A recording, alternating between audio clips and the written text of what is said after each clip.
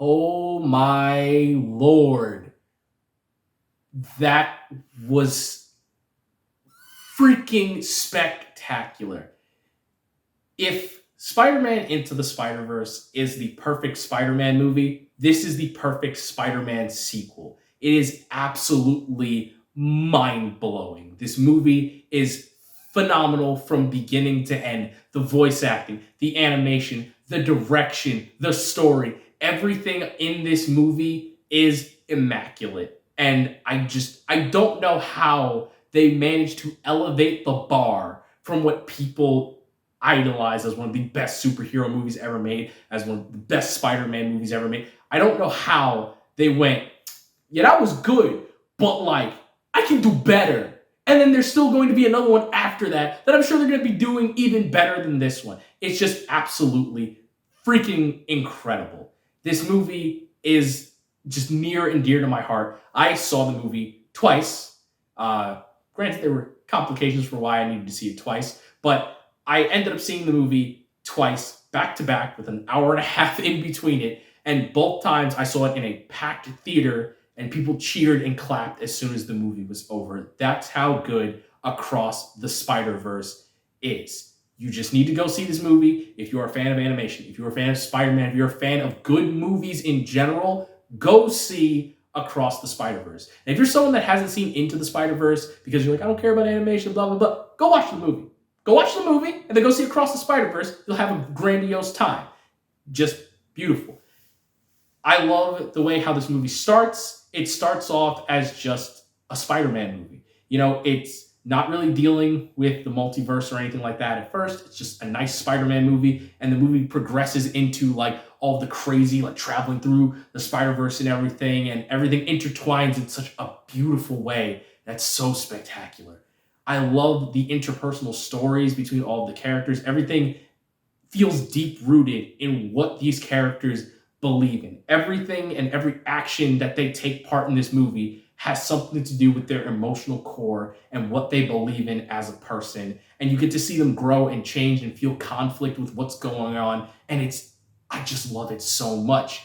I truly and honestly love this movie. And honestly, I'm sorry, Spider-Man 2, but like, I got to give you a crown for best Spider-Man sequel to Across the Spider-Verse. You had a good run. You had a good run. It's been like, what, over 20 years since you came out? And like now, I'm sorry, but you've been dethroned. You had a great run.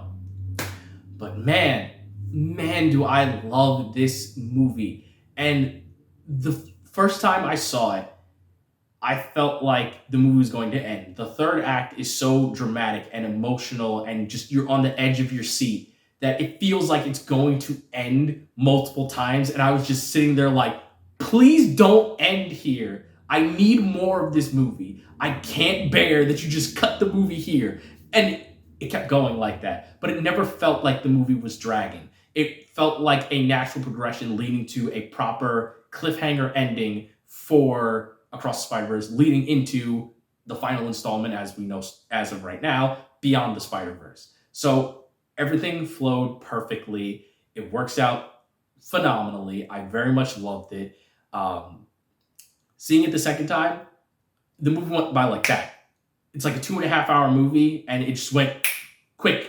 I was just sitting there like, wait, we're already at the end already, but I was having such a good time now. Which, that's a moniker of a good movie. Because the first time you see it, things feel a bit slower because, you know, you're engrossed in the movie, you want to know what's going on. But then on repeat showings, if the movie feels like it's going faster because you're just that engaged in what's happening, that's a good moniker of a great movie, because you don't feel like you're wasting your time. You're not checking your watch or your phone or anything. You're just sitting there enjoying your time, and then you're just like, whoa, it's over already? That was incredible. I didn't realize that. And that's how Across the Spider-Verse feels to me. I loved all the different animation styles that they use and everything. Every universe they go to feels completely distinct, with different soundtracks for every single universe and character. There are some characters like Spider-Punk who like are constantly shifting in animation style because of the universe that they come from, and like it's just crazy. There are so many different Spider-Man from different comics, video games, etc. that are in this movie. They all have their own distinct look and style, and everything just meshes together in such an incredible way that I don't even know how they managed to do it. I think there's like over 200 Spider-Men in this movie. There's like, I don't know, like 4, 5, maybe 6 different universes that they go to that all have their own distinct look and vibe and feel to it. Even the universes that are similar in art style have their own different ways to it. Personally, my favorite that they explore is, excuse me if I get his name wrong, Pavitar, the Spider-Man of India, when they go to that universe that's in the trailer that you see Miles like falling through and everything like that. That is my favorite world. It just looks so great. I really love everything aesthetically. Even worlds that at first that I thought were disappointing to me ended up pulling me in, because like at one point there is a universe that I saw that everything was just like, okay, you know, I really like this, but then you get to the underbelly of that city and it's like, oh wow, there's just like so much vibrance here. I really like that. And it shows like the contrast between the two things that are deep rooted in the lore of that character and their universe's version of New York. And I really loved it. All in all, this movie's just fantastic. I need this soundtrack right now. I'm just putting that out there. I need the soundtrack right now. And I truly and honestly cannot wait for Beyond the Spider-Verse. I have no idea when it's going to come out. I did see something that said it was going to come out next year, but I don't want to hold my breath on that until I get, you know, more official statements from them. They're like, it's definitively coming out this time next year, before I get, you know, unconditionally hyped that the movie's going to come back this quickly. So I'm going to hold out with that. But all in all, I can go see Across the Spider-Verse right now. Again, like I can literally go back and watch it again right now after just seeing it twice back to back. It's just that good of a movie. So, all in all, Spider-Man Across the Spider-Verse is truly and honestly the perfect Spider-Man sequel. I feel like Into the Spider-Verse works best as a standalone movie, but personally, I enjoyed seeing Across the Spider-Verse more, but also it did build off of what came before it. So, you know, obviously you need to know that stuff as well.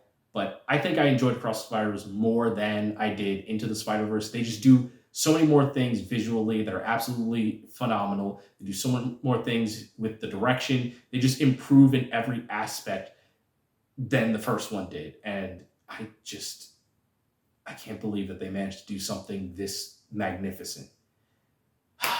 Well, I think I've gushed about the movie enough. So go see Across the Spider-Verse. I'm the innocent villain. You're innocent until proven villainous. And I will catch you in the next one. Excelsior, true believers.